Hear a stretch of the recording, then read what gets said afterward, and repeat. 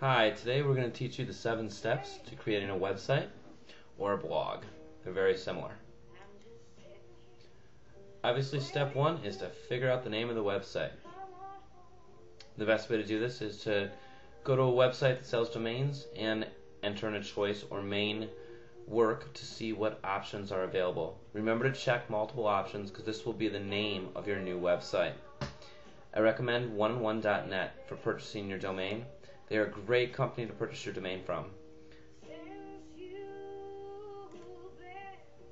Step 2 is getting a hosting company. I would recommend MediaTemple.net. 95% of our clients are hosted with them, and the other 5% had their own hosting before they contracted with us. I have worked with many companies that do hosting, and they are by far my favorite of all the companies I've worked with so far.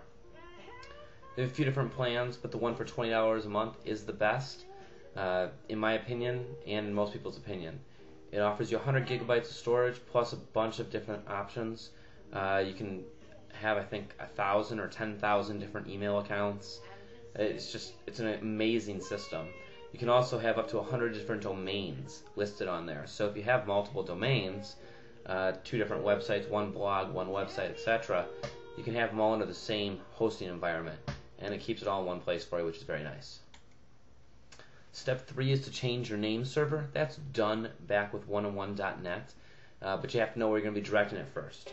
So you direct it over, and you're all set up. It's really easy to get the code that you need. You just ask them for the redirect codes. For MediaTemple, it's like ns1.mediatemple.net or something like that. So it's really simple. Just ask them for it and they'll give it to you. It's usually in the email they send you the welcome letter in. Step 4 is finding a template for your website. Big thing to note here is that a lot of times your web designer will do this for you, or they'll create a template for you. Usually they'll create it, but you can give them an idea by finding a few different templates that you like online, and then it's much easier for them to design exactly what you'd like right off the bat rather than making a bunch of different templates and saying which one would you like. Step 5 is to create your website. Obviously it sounds a lot simpler than it is. The big reason I say create your website is because what you're going to be doing is creating the content for your website.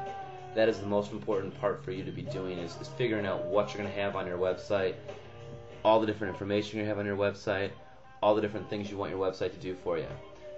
One of my favorite questions that I actually ask clients is,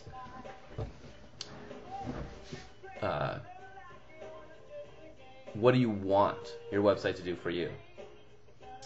And it's a pretty good question because they never have a clue what they want their website to do for them.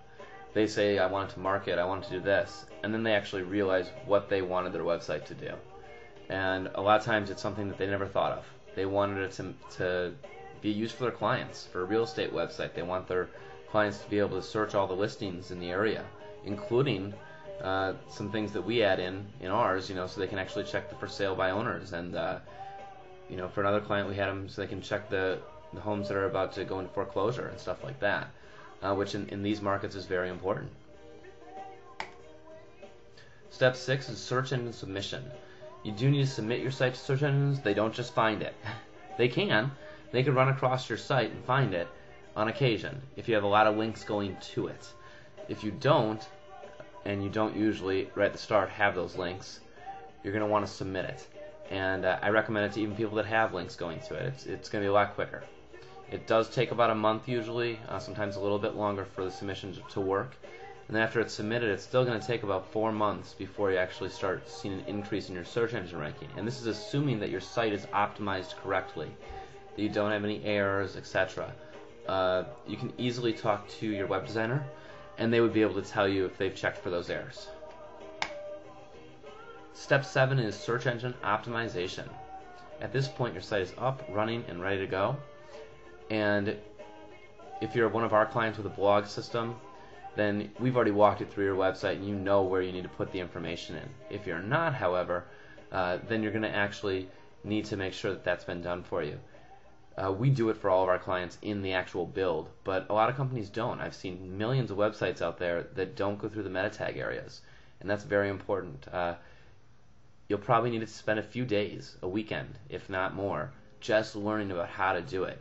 Don't just look at one thing. There's 10 million different things out there that tell you to do it different ways. And just remember, your best resource at all times is always Google. They're the number one search engine out there. I can't imagine anyone would disagree with me on that fact.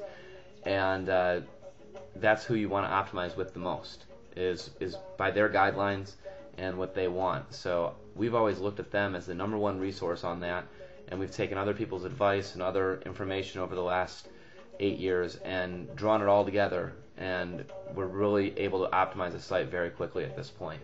It also depends on how many people have the same product. If you have 10 million people that have the same product, it's going to be a lot harder to optimize than if you have 500,000.